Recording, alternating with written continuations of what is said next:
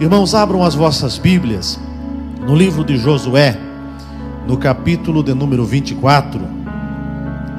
Aleluias, glórias a Deus. Louvo a Deus pela vida de todos os obreiros,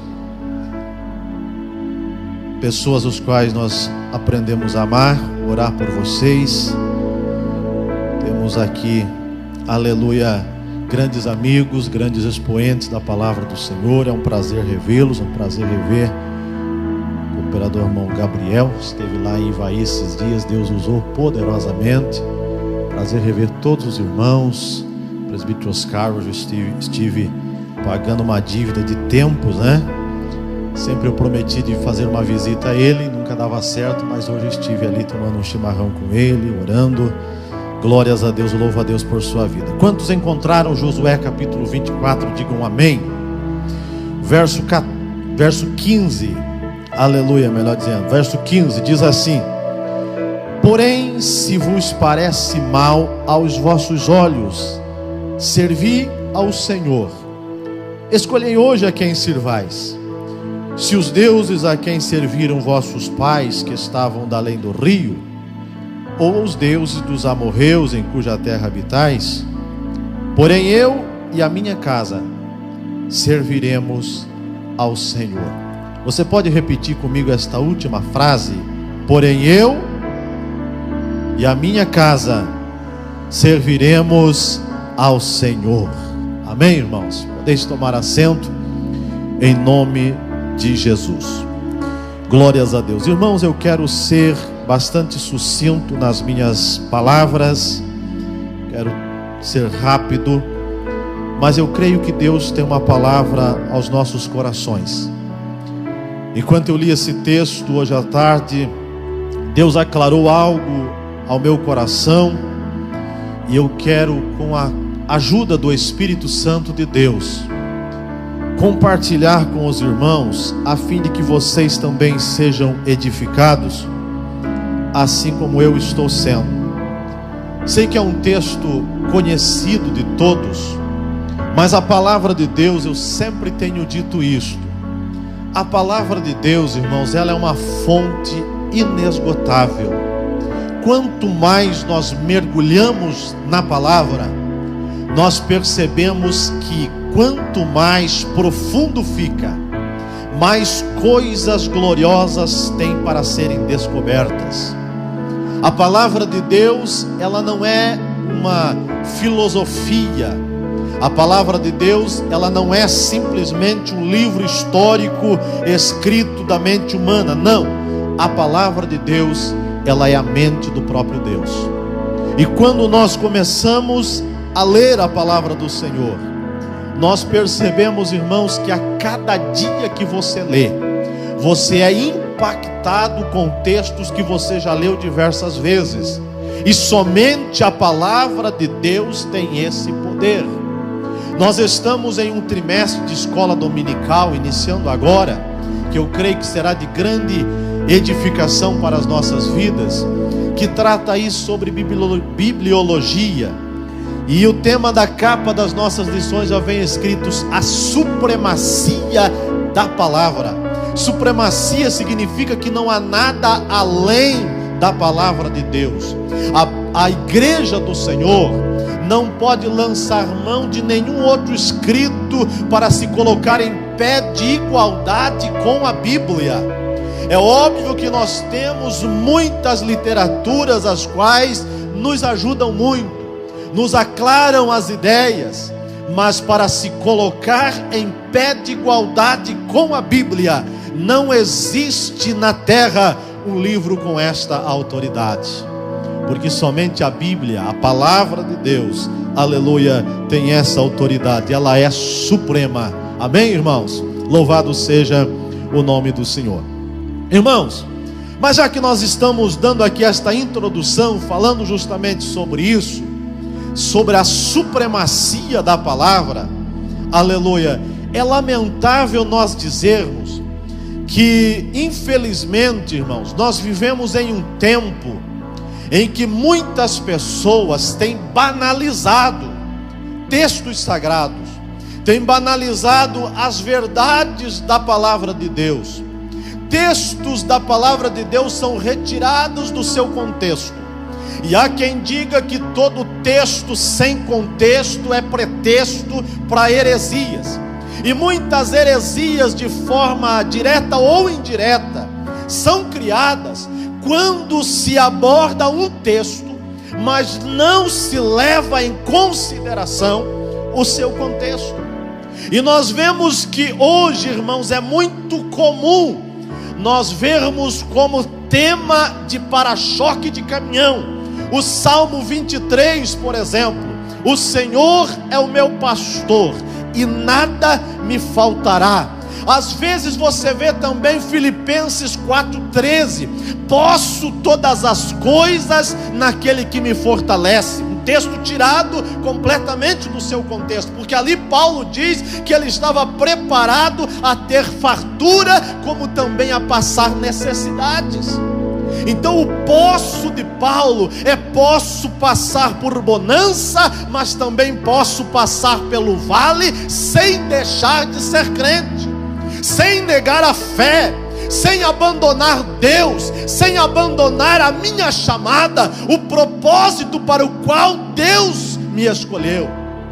Aleluia. Então observe, irmãos, que quando se tira um texto do seu contexto, aleluia, se pode colocar quantas verdades relativas quiser colocar, mas quando nós olhamos para a palavra de Deus e observamos o seu contexto, somos fiéis, somos honestos para com o texto, aleluia, aí sim você aprende a ser um verdadeiro cristão.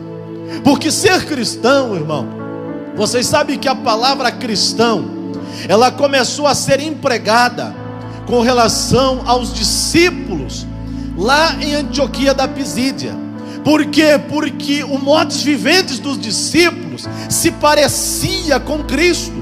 Quando a sociedade olhava para os discípulos de Cristo, eles observavam que até mesmo, imagino eu, o modo de andar se parecia com Jesus, o modo de falar se parecia com Jesus, o modo de tratar com as pessoas se parecia com Jesus. E aí a sociedade começa a olhar para os discípulos, e eu creio que a princípio teve até um sentido meio que pejorativo, mas de repente aquilo foi se tornando uma autoridade para que os discípulos pregassem, porque eles começavam a olhar dizendo assim: olha aí, ó, os cristãos se parecem com Cristo.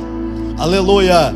Irmãos, e quantas vezes nós também somos rotulados por alguma coisa que a princípio você até acha que é pejorativo, mas quando nós começamos, aleluia, a pensar sobre isso, você vê que é a responsabilidade que você está, aleluia, em levar o reino de Deus a sério, em levar a palavra de Deus a sério, e são as consequências desta responsabilidade, são os refluxos desta responsabilidade que está brilhando lá fora, e até mesmo no sentido que a sociedade tente lançar de forma pejorativa, mas eles estão reconhecendo, aleluia, que o nosso papel está sendo exercido. Irmãos, eu fico pensando que por muito tempo nós fomos chamados de protestantes por causa da reforma protestante. Todo aquele que aceitava Jesus começava a servir a Deus, começava a participar de alguma igreja, ele era chamado de protestante. Depois, de modo assim pejorativo, o mundo começava a olhar para os crentes, e por muitos anos até mesmo os nossos irmãozinhos da congregação cristã do Brasil, eles eram chamados de os Bíblias. Nós também levamos este apelido, digamos assim, de os Bíblia, porque a gente saía para os evangelismos e levava a Bíblia debaixo do braço. De repente, irmãos, não éramos mais chamados de os Bíblia, passamos a ser chamados de evangélicos, e agora de gospel. Irmão, a coisa está regredindo. Ei, mas está no tempo, irmão, de nós começarmos a ser reconhecidos como verdadeiros cristãos, pessoas que amam a Bíblia, que não fica, irmãos, usando o texto fora de contexto. aleluia, mas usa da palavra de Deus para ser o seu norte, para ser o seu rumo, para ser o seu modus operandi, para viver, aleluia, de conformidade com a palavra do Senhor, porque somente desta forma é que nós poderemos agradar a Deus e entrar nos céus. Amém?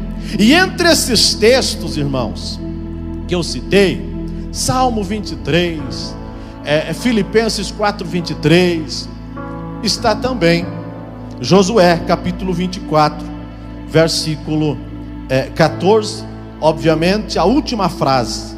Você chega em muitos lugares, irmãos, tem até quadro na parede, tem essa frase escrita em para-choque de caminhão, em para-brisa de automóveis: eu e a minha casa serviremos ao Senhor.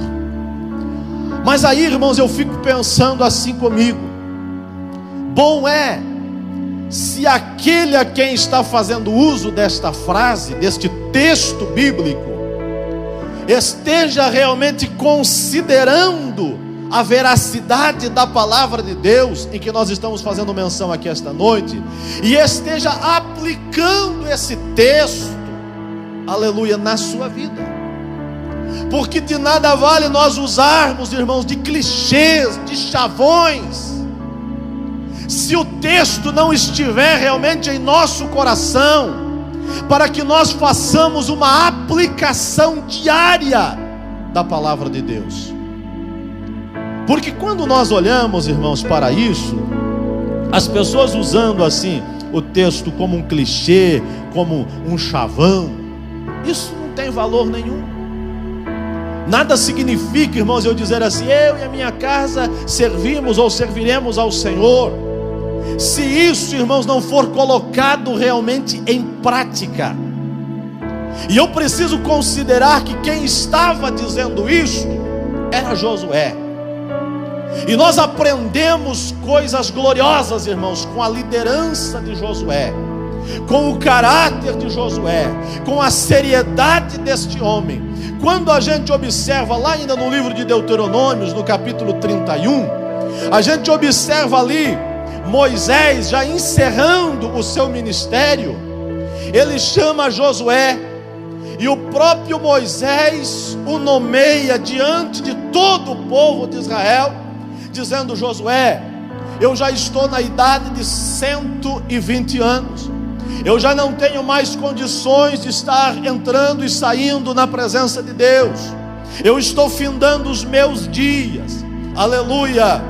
Mas, irmãos, nós vemos que ao findar-se, portanto, o ministério de Moisés, mesmo que Josué tinha recebido do próprio Moisés a incumbência, diante dos olhos do povo, qual lhe dava autoridade para exercer este ministério, mas mesmo assim, Josué não tinha pressa em tomar o lugar de Moisés. Josué não tinha pressa em assumir a função de Moisés. Tanto é que a Bíblia diz que ele passa 30 dias no deserto. O povo para com a sua caminhada para chorarem e lamentarem o luto por Moisés. E é bem verdade, irmãos, que Deus está observando isso, e Deus respeita a tristeza do coração do povo, respeita o luto do coração de Josué. Mas eu fico observando isso e vendo isso como uma característica de alguém que tinha nos seus ombros uma responsabilidade, tinha consciência dessa responsabilidade. Josué poderia muito bem dizer ao povo, dizer assim: olha, vocês viram que eu fui instituído por Moisés para ser o líder a partir de agora. Moisés já teve a sua oportunidade, Deus não permitiu que ele entrasse em Canaã, mas agora eu sou a bola da vez. Vamos caminhar, vamos conquistar, vamos atravessar o Jordão. Mas não, ele tinha responsabilidade com o que ele fazia, e ele sabia, irmãos, que estar diante daquele povo era sim uma grande responsabilidade. Ele sabia que estar diante daquele povo era ser exemplo para aquele povo em tudo, era ser o porta-voz daquele povo, porque Deus não descia ia no meio do povo para falar com o povo. Não, Deus usava Moisés, e agora Deus ia usar Josué. Aleluia. E ele, diante desta responsabilidade, eu imagino assim, irmãos, é obviamente que eu estou conjecturando, mas eu imagino que ele deve ficar pensando assim: Deus, era tão mais confortável com Moisés aqui. Deus, eu não me incomodava em estar sempre na sombra de Moisés. Deus, para mim era mais confortável. E ele fica lamentando. Aleluia. Eu imagino que na mesma tenda aonde ele conversava com Moisés, havia ali ainda, eu imagino o cheiro de Moisés. E ele estava chorando, lamentando. Mas quando passa 30 dias, aí vem Deus e fala com Josué, dizendo: Josué, filho de Nun, meu servo Moisés é morto. Fato. Como quem diz: não há como mudar isso, Josué. Até aqui eu respeitei o teu luto, eu respeitei a tua dor, eu respeitei o teu lamento, mas a partir de agora você é o líder. Você precisa agora se posicionar diante desse povo. E é você, Josué, que fará este povo atravessar o Jordão. Mas tem um detalhe, Josué: assim como eu fui com Moisés, eu serei contigo. E ninguém se susterá diante de ti. Oh glória! Irmão, coisa gloriosa é você esperar o tempo de Deus. Josué poderia, irmão. Hoje nós vivemos em um tempo que todas as pessoas, a maioria, melhor dizendo, das pessoas vive de uma forma apressada.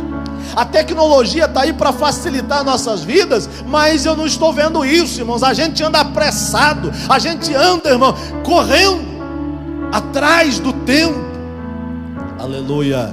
Mas Josué não, ele fica no deserto, chorando, lamentando, aleluia, a saudade de Moisés, pensando obviamente sobre a falta que ele lhe faria, respeitando a dor também do coração do povo. Mas de repente ele ouve a voz de Deus. Irmão, quando você espera Deus falar, obviamente que já sobre a autorização de Moisés, ele já tinha aval diante do povo para continuar na liderança, para prosseguir na marcha. Aleluia. Mas agora muito mais, porque agora ele ouviu a voz do eterno Deus. Oh glórias a Deus. Irmãos, mas nesta caminhada eu observo algumas coisas, algumas características que nós queremos pontuar de forma bem rápida aqui.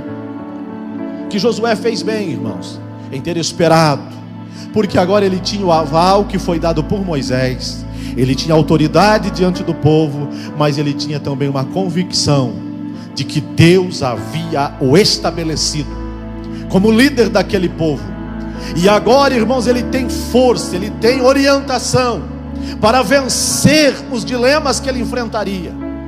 E o povo hebreu, irmãos, caminhando pelo deserto, os irmãos lembram que durante todo o êxodo, durante todo o Pentateuco, melhor dizendo, o povo hebreu causou muitas dores de cabeça para Moisés, porque o povo era oscilante, irmão, no seu relacionamento com Deus. Às vezes o povo estava feliz, queria cultuar, queria se alegrar, queria se consagrar ao Senhor, mas de repente o povo estava se rebelando, o povo estava murmurando, e muitas foram as vezes, irmãos, que Deus teve que tratar com este povo através de Moisés. Agora não era diferente, mudou apenas a liderança, mas o povo era o mesmo. E aí de repente, irmãos, chegamos no capítulo 24 do livro de Josué, e o povo agora novamente estavam cocheando em dois pensamentos. O povo estava observando o modo de vida das nações que o cercavam. E Josué agora, irmãos, como líder que era, como homem temente a Deus, como alguém compromissado com o reino de Deus, ele toma uma postura diante do povo. E ele chega para este povo, irmãos, e as palavras de Josué são umas palavras do ponto de vista humano, umas palavras duras. Porém, nós cremos que a verdade, irmãos, ela liberta. E Josué, ele estava agora comprometido com a verdade. E ele diante do povo, ele diz assim: olha, se vos parece mal aos vossos olhos servir ao Senhor, escolhei hoje. Observem que Josué está dizendo assim: chegou o momento de vocês tomarem uma decisão. E a decisão nós não podemos protelar mais. A decisão é hoje. A decisão é hoje. Então ele diz: escolhei hoje, aleluia, a quem servais. Se os deuses a quem serviram os vossos pais, que estavam da além do rio, ou os deuses dos amorreus, em cuja terra habitais. Como quem diz, a decisão precisa ser tomada hoje, e a decisão é com vocês. Josué está dizendo assim: eu não vou mais influenciar ninguém na sua decisão, porque hoje é o dia de vocês tomarem uma decisão. Porém, eu e a minha casa, aleluia, serviremos ao Senhor. Agora observe, irmãos, que quando nós olhamos para a ortografia portuguesa, se formos aplicar esse texto usando a ortografia portuguesa, a palavra aqui, a expressão de Josué, ela está mal empregada. Porque na ortografia diz que a gente tem que aplicar a terceira pessoa antes de nós. Como quem diz: eu vim de Ivaí com meu filho, eu não digo assim, eu e o Natan. É Natan e eu. Se fosse para usarmos esta regra da ortografia, seria ao inverso. Seria Josué dizendo: minha casa e eu. Pastor, mas isso não faz diferença. Faz toda a diferença. E eu vou, em rápidas palavras, concluir aqui para os irmãos. Eles poderiam dizer: minha casa e eu. A casa também teria que tomar uma decisão, porque quem estaria tomando uma decisão de servir ao Senhor era Josué. Mas ele diz: não é, aqui não está na regra da ortografia portuguesa. A Bíblia, ela é suprema, a ortografia, amém, irmãos? E aqui Josué diz assim: eu e a minha casa. Ele está puxando para ele a responsabilidade, irmãos. Ele está dizendo: a minha casa me segue. A minha casa tem em mim um exemplo. A minha casa tem a mim como espelho. A minha casa tem a mim como pastor, como líder. Aleluia. E eu posso dizer: eu e a minha casa serviremos ao Senhor. Aí, irmãos, eu gostaria de concluir aqui em rápidas palavras, porque o tempo nos manda parar. Será que todos os que usam esse texto e diz assim: eu e a minha casa serviremos ao Senhor, até aí você já está entendendo a conclusão da mensagem? Será que a casa, será, irmãos, que a casa pode ser inclusa nesta expressão? Porque quando Josué diz: eu e a minha casa, obviamente, irmãos, que ele estava pronto para ser questionado a respeito da sua casa. Ele estava pronto para mostrar, aleluia, o seu exemplo como pai, o seu exemplo como esposo, o seu exemplo como líder espiritual dentro da sua própria casa. Porque quando nós dizemos eu e a minha casa, irmãos, eu só gostaria de dizer o seguinte: você não pode exigir da tua casa algo que você não esteja vivendo primeiro. As nossas casas, irmãos, elas são um reflexo daquilo que nós somos. Quando Josué diz eu e a minha casa, ele tinha autoridade para dizer isso. Quando eu digo eu e a minha casa servimos ao Senhor, em primeiro lugar, irmão, nós precisamos entender que servir ao Senhor é servir ao seu reino. E a nossa casa, irmãos, ela precisa estar a serviço do reino. A nossa casa, ela eu costumo dizer, irmãos, que a minha casa, eu preciso considerar assim, como a minha primeira congregação. Os meus filhos jamais, irmãos, eles acostumarão, eles terão o hábito de ler Bíblia, se eles não me ver lendo. Eles não terão o hábito de orar, se não me verem orando. Eles não honrarão a Deus, se eles não me verem honrando. Portanto, tudo aquilo que nós queremos, irmãos, que a nossa casa reflita diante da igreja e diante da sociedade, aleluia, nós precisamos ser o refletor dentro da nossa casa. Aleluia. Irmãos, eu costumo sempre reunir os meus filhos para orar. Obviamente que nós, como obreiros, como servos do Senhor, você precisa ter aquele momento a sós com Deus. Mas à noite eu gosto de reunir os meus filhos e orar com eles e por eles, porque isso os marcará. E às vezes, irmãos, quando a gente não tem muito tempo, as coisas estão muito corridas, ainda eu vou no quarto do meu filho. Esses dias eu fui, ele já estava deitado, e eu disse: Natan, você já orou? Ele disse: não. Então levanta e ora. E ele se levantou, dobrou o joelho e orou. Irmãos, por quê? Porque se nós queremos que a nossa casa esteja a serviço do reino de Deus, nós precisamos considerar estas coisas. Porque quando Josué está afirmando eu e a minha casa serviremos ao Senhor, ele está dizendo: a minha casa continuará a serviço do reino de Deus na terra. Independente da escolha que o povo tomasse naquele dia, se decidissem servir aos deuses dos amorreus, aleluia, aos deuses em quem, na terra quais eles habitavam, porém a casa de Josué, ela estava já doutrinada que existe um único e verdadeiro Deus, que é digno de toda a adoração. A casa de Josué, irmãos, conhecia Deus através do próprio Josué. Aí, irmãos, quando eu digo assim que a nossa casa, ela deve estar a serviço do reino de Deus, para nós concluirmos aqui este pensamento, às vezes as pessoas dizem assim: minha casa, eu e minha casa serviremos ao Senhor. Mas aí eu digo assim: como? Como é que você tem servido ao Senhor?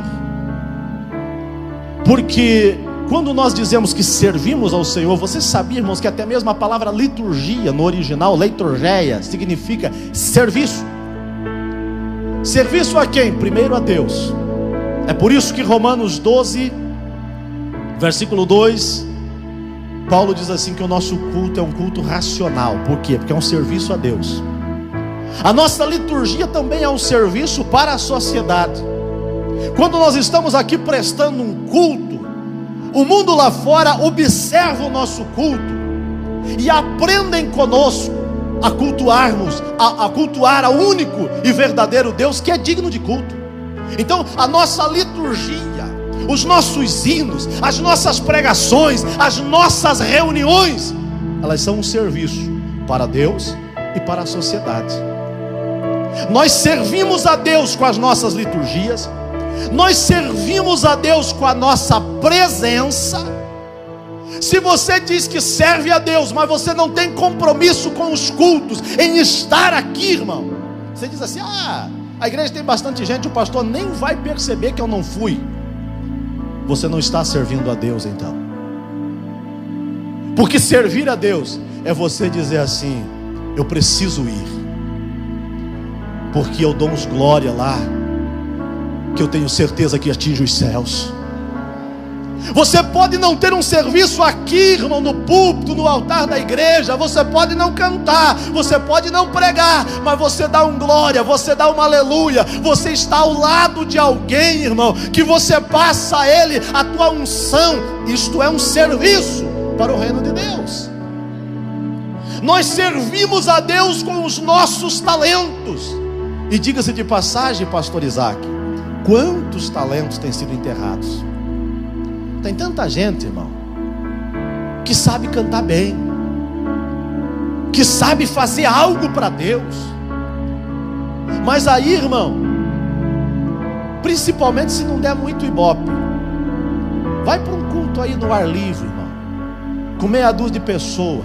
Aí a gente sabe que o irmão, a irmã lá canta bem. Aí você diz: eu sei, irmãos, porque eu agora estou só, como diz, auxiliando, mas eu já fui pastor de igreja por 13 anos, ininterruptamente. Aí você diz assim: o irmão fulano lá tem um hino para cantar. Você sabe que o irmão canta, ele tem um talento. Aí você diz assim: irmão, esse gesto judia do obreiro, é como se diz: passa para outro, deixa para outra vez. Irmão, servir a Deus é você dizer, como disse Isaías: eis-me aqui, Senhor. Ah, é para pregar? Quantos crentes tem na igreja? Tem meia dúzia, não tem problema não, vamos pregar. A palavra de Deus tem que ser proclamada. É para cantar, vamos cantar. Aonde que é? É no ar livre, no meio de um sol escaldante. Vai ter gente? Não sei, mas eu vou estar lá, porque eu estou a serviço do reino de Deus. Aleluia. Eu e a minha casa serviremos ao Senhor. Como? Com os nossos dízimos, com as nossas ofertas. Eu fico impressionado, irmãos, como é que tem crente, aleluia. Eu estou falando aqui de assembleano, irmão, porque se for para falar de outros ministérios, aí tem muitos ministérios todos que são contra o ato de contribuir. Mas eu fico, sabe, irmão, pensativo, como é que tem crente assembleano e com anos de fé que é contra dízimo. Você precisa servir ao Senhor com as tuas primícias, porque aquilo que a igreja tem, irmão, não é doação do governo. Este som que a igreja tem não foi o governo que doou. Os bancos que você está não foi governo, é dízimo de crente, é de gente que um dia disse: eu e a minha casa serviremos ao Senhor. Às vezes, irmão, é um irmãozinho aposentado que recebe um salarinho mínimo, mas quando ele recebe, ele fez um voto para com Deus, dizendo: eu e a minha casa serviremos ao Senhor. E eu sirvo ao Senhor com os meus louvores, eu sirvo ao Senhor, aleluia, com meu testemunho de cristão, eu sirvo ao Senhor com a minha presença lá nos cultos, e eu tenho alegria em servir ao Senhor com o meu dízimo. Aleluia. Servir ao Senhor, irmão, é algo muito profundo para a gente ficar usando esse texto assim fora de contexto. Aí você vê as pessoas dizendo assim: eu e a minha casa serviremos ao Senhor. Não tem responsabilidade com nada, não tem responsabilidade com o culto, não tem responsabilidade com a oração, não tem responsabilidade com obra de missão. Aleluia. Não consagra a sua vida, não evangeliza ninguém. A serviço de quem que você está? Aleluia. Irmãos, a palavra é meio pesada. Aliás, a palavra de Deus não é pesada. A palavra de Deus, irmãos, ela é como um martelo que esmiuça a penha.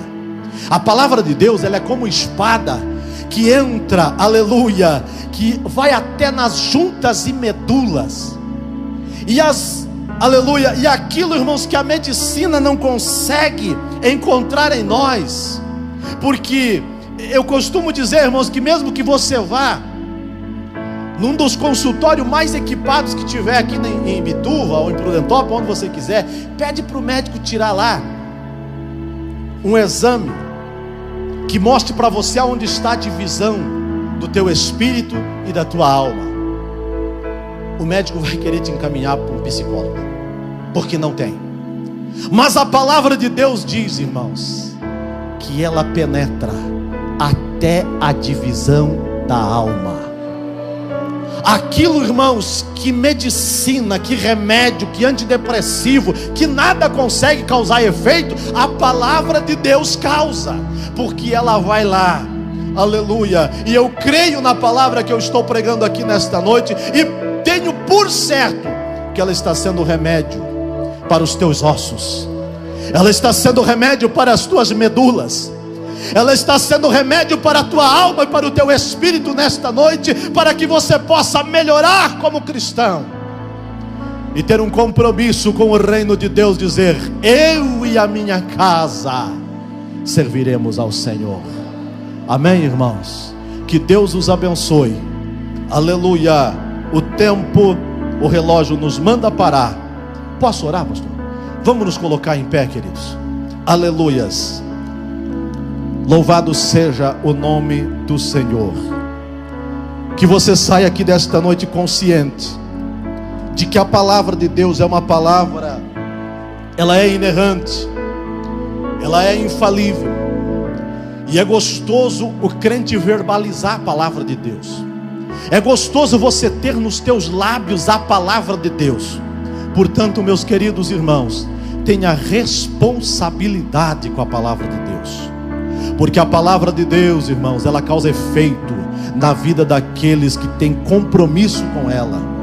Portanto, meus amados irmãos, quando você vê por aí pessoas dizendo assim: eu e a minha casa serviremos ao Senhor, você fala, mas você fala com convicção.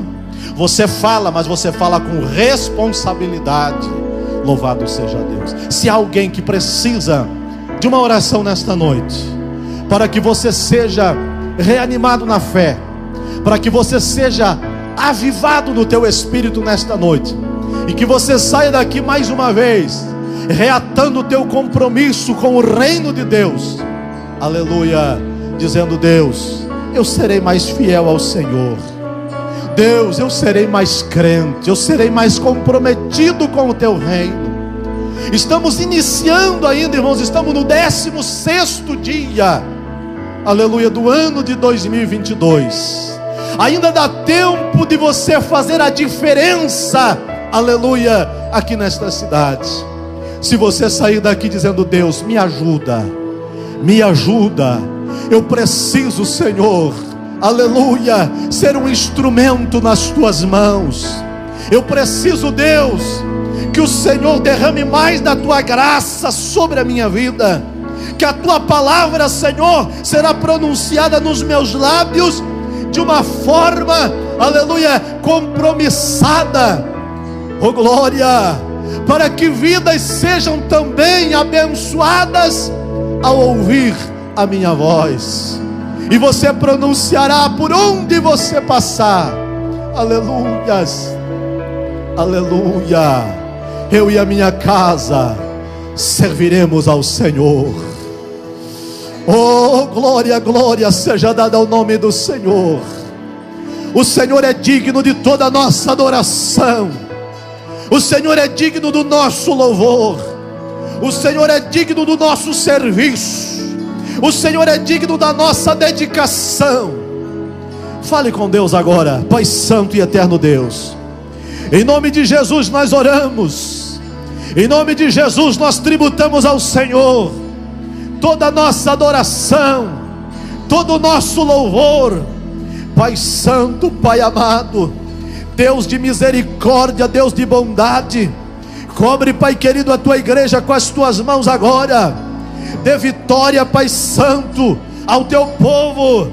Oh Deus de misericórdia, meu Deus, levanta, meu Deus, aqui pessoas comprometidas com o teu reino, comprometidas com a tua obra, homens e mulheres, Senhor, que se posicionem, Pai, dizendo: eu e a minha casa serviremos ao Senhor.